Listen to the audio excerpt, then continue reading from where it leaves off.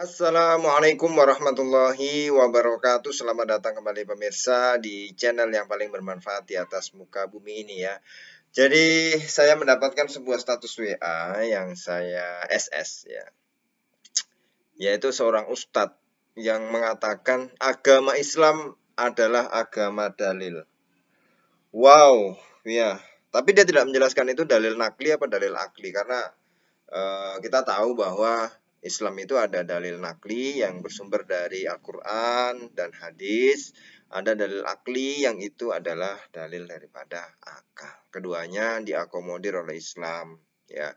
Karena kenapa kok kita tidak hanya bersumber dalilnya itu dari Al-Quran dan hadis?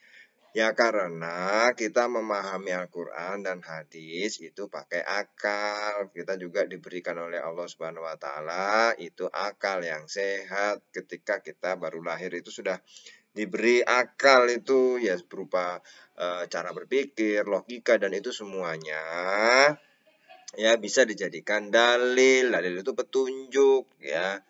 Makanya dalil ya kayak yang sifatnya saklek atau pasti ya itu juga bagian daripada dalil akal gitu ya.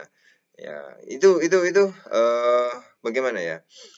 Jadi dalil akli atau dalil akal ya, pikiran itu logika, nalar yang itu nanti dalam ilmu mantik itu juga termasuk dalil gitu ya. Nah, di sini ya para pemirsa, jadi dia mengatakan agama Islam agama dalil. Ini tidak jelas judulnya ya, dalil akli atau dalil nakli. Itu sudah menurut saya bermasalah di awal ya. Bukan dongeng, bukan cerita. Kalau bukan dongeng, agama Islam itu agama yang mengedepankan dalil ya, yang menggunakan dalil bukan dongeng. Dongeng itu kan suatu cerita yang tidak pernah terjadi. Ya, itu ya oke lah. Ya masuk lah, oke. Agama Islam bukan dongeng. Iya, oke. Bawahnya bukan cerita.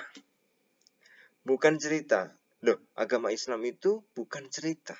Tapi 80% ayat Al-Qur'an itu isinya tentang cerita. Ini gimana tuh? Aduh. Ya. Ini kalau kita berbicara tentang hukum-hukum saja di Al-Quran itu mungkin cuma ya 20 atau 15%. Isinya 85 atau 80% itu adalah cerita. Cerita nabi-nabi, cerita penciptaan, bahkan cerita kisah-kisah ya banyak. Jadi kalau agama Islam itu dianggapnya bersumber dari Quran, dari hadis ya, itu juga banyak loh hadis yang tentang cerita ya, bahkan Rasulullah itu menceritakan para sahabat itu sampai panjang. Kalau kita lihat dalam hadis arba'in bukan arba'in, satunya Riyadhus Shalihin, maaf ya, Riyadhus Shalihin. Itu juga banyak Rasulullah itu bercerita tentang hadis ya, dalam hadis gitu ya, direkam oleh para sahabat dan itu menjadi hadis gitu ya. Jadi ini salah ya berarti ya, bukan cerita. Buktinya di Quran, di hadis banyak cerita ya. Kemudian bukan kata orang.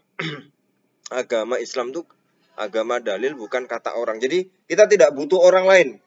Yang penting kita punya dalil ya, kita punya Quran, punya hadis, udah Islam itu ya itu. Ya, Rasulullah sendiri itu orang gitu loh ya, manusia yang itu mengajarkan kepada ini loh para sahabat, artinya itu seperti ini, ada ayat ini maknanya apa wahai Rasulullah. Rasulullah jawab artinya maknanya seperti ini.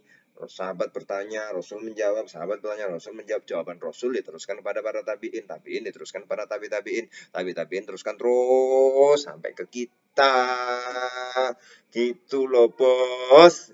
Aduh, bukan kata orang. Jadi dia menonjolkan individualitas ya, seorang diri untuk belajar agama. Ini kan sesat.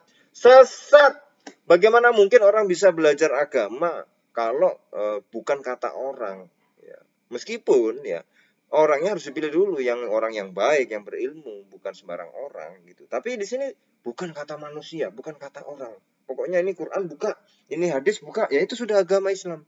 Ya enggak segitunya juga, kita memang paham ayat Al-Quran ya. langsung kalau kita buka gitu kan. Al-Quran sastranya tinggi kalau kita salah memaknai berabe kacau ya.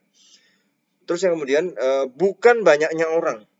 Jadi kalau misalnya 10 orang ya dari satu ya, 10 orang ya 9 orang mengatakan bahwa gula itu manis ya. Satu orang sariawan mengatakan gula itu tidak manis ya, entah kecut entah pahit ya, mungkin pahit ya, karena dia sariawan. Apakah kemudian kita ikut yang satu ya?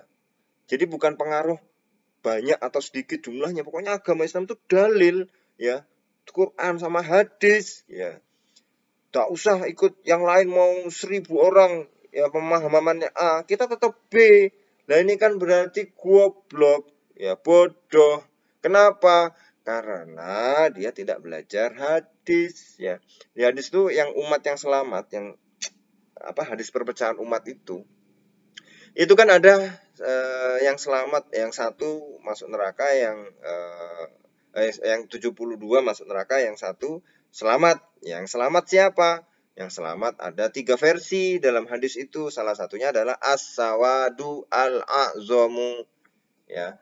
Mayoritas, as-sawad al-a'zam itu mayoritas. Nah, mayoritas itu berarti banyaknya orang. Kalau 9 orang mengatakan gula itu manis, masa kamu mengikuti satu orang yang mengatakan gula itu pahit? Padahal kalau kita lihat dia sariawan. Nah ini ya sudah, logikanya sudah cacat banget ya. Bukan kata syekh, kata dia. Islam itu agama dalil, bukan kata syekh ya. Bukan kata syekh. Ya syekhnya, ya Allah, syekh itu kan orang yang punya banyak ilmu. Kok kamu mengatakan kalau Islam itu agama dalil, bukan kata syekh.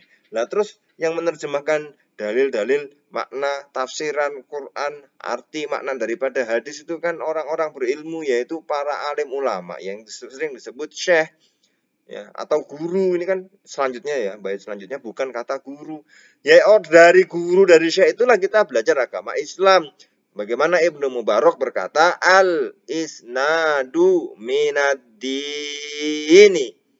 Laulal isnadu laqala man sya'a ma sya'a. Aduh orang ustadz ini gimana kok ngomong kok seperti ini? Kacau beragama jadi kacau. Ya aduh beragama kacau ya.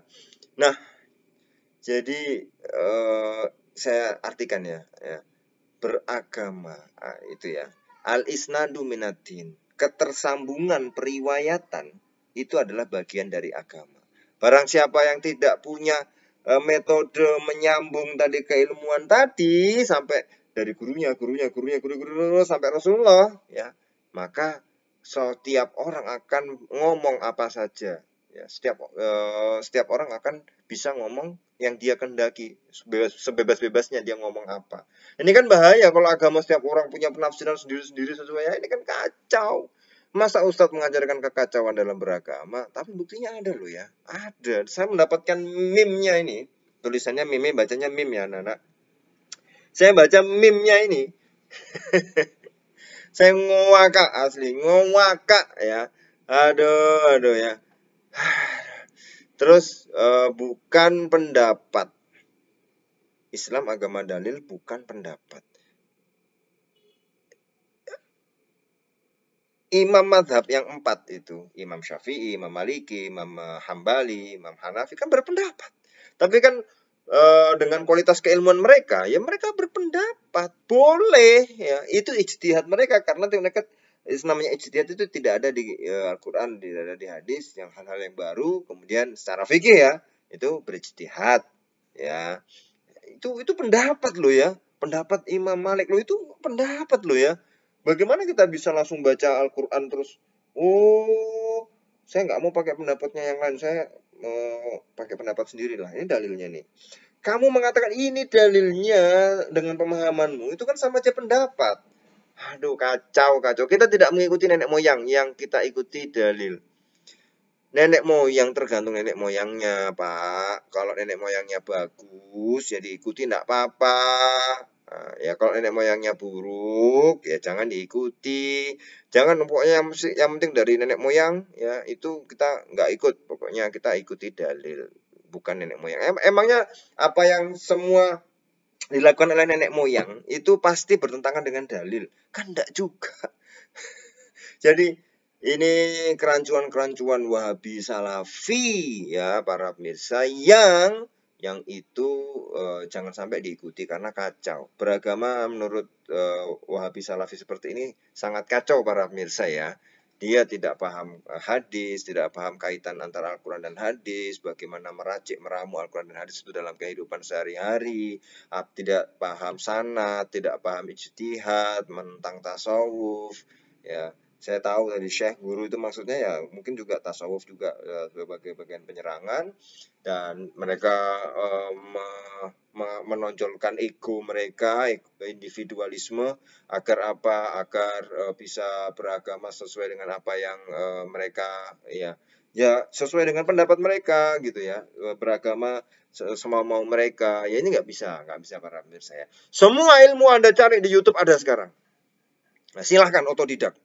Kecuali agama. Karena agama ya tidak bisa otodidak. Anda harus belajar, ngaji, otodidak nggak bisa. Salah bacanya, harus musyafahah ya, harus tatap muka ya. Hadis juga, belajar hadis juga harus tatap muka, bukan di perpustakaan terus baca-baca sendiri, enggak ya. Ya itulah pentingnya kita belajar atau memahami agama secara benar ya.